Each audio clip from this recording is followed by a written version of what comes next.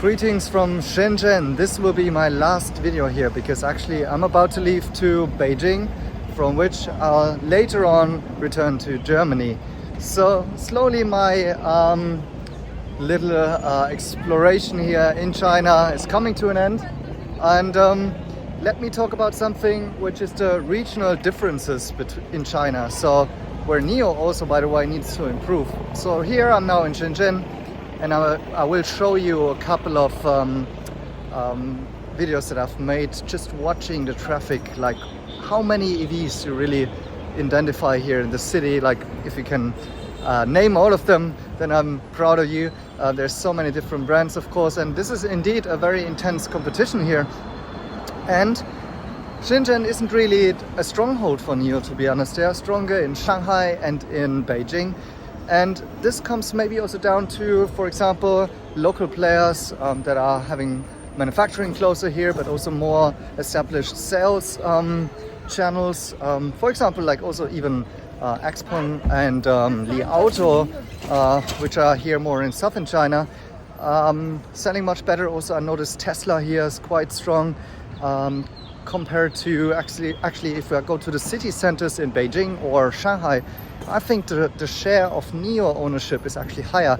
Maybe that has to do also a little bit with the more affluent people, or more, I don't know, like this younger trendy community more living in those cities.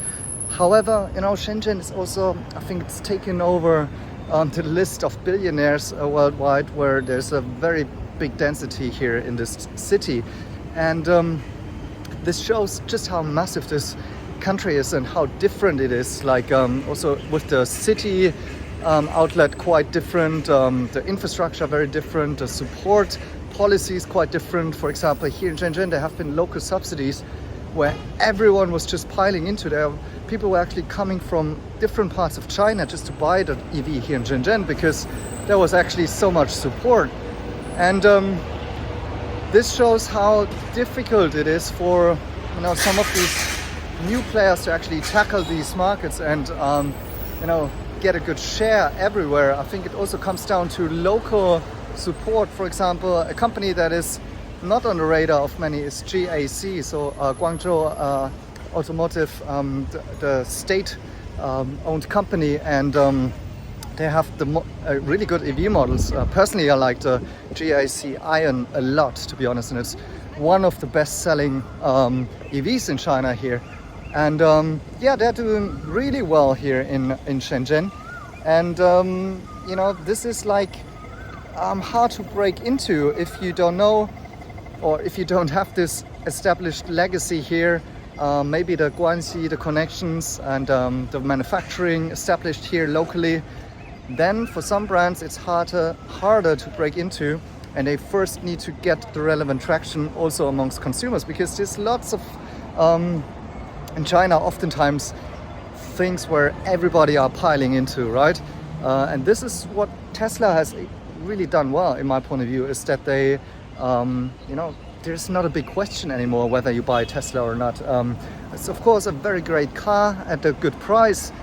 And also, if everyone else is buying it and you just recognize it on the street everywhere, this is kind of maybe a little bit of the Chinese mindset that, you don't really make a mistake and you're not standing out of the crowd, and it's an easy purchase to make. You're not gonna say afterwards, I'm gonna regret it, really, even maybe if you have an issue, right, with the car. But otherwise, it's not something to where you kind of have a lot of hurdles to take to make the decision. And so this is sometimes really hard to build, and where I don't know what could be NIO's approach here for Shenzhen, to be honest. Maybe more NIO spaces. The community needs to be growing and do this 70% referral that we're usually hearing, which is one of the key advancements or key advantages of NIO. That they're building those strong communities, but it possibly takes a little bit of time also in some of these markets, and some local protected markets they might never really successfully break into. So I'm kind of feeling disappointed that I have to leave this place now. It's very nice here.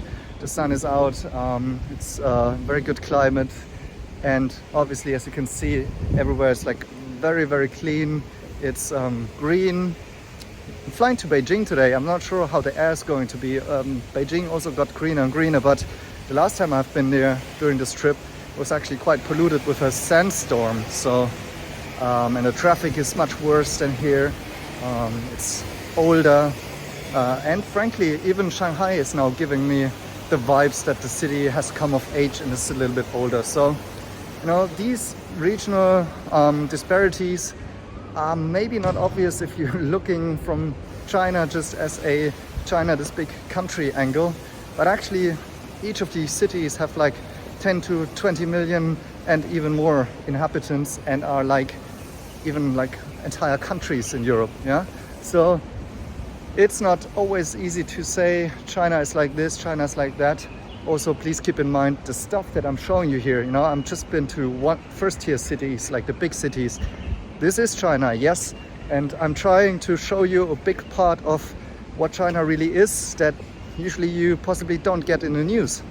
But please also remember that there is a more rural countryside of China, a much more poor side of China as well, a much more rough side of China, and all of this is China. So it's a quite diverse country, and therefore very difficult to tackle for some of these players. So we'll see how many players have what it takes to, you know, build a legacy in this entire big country. NIO struggling in some parts of these where they are not really present yet.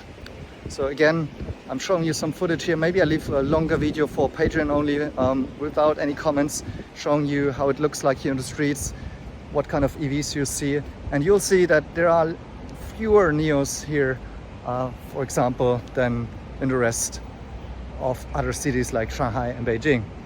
So that's it. Thanks for watching. Couple more impressions here, downtown Shenzhen, Futian district. See you in the next one, and thanks for your support.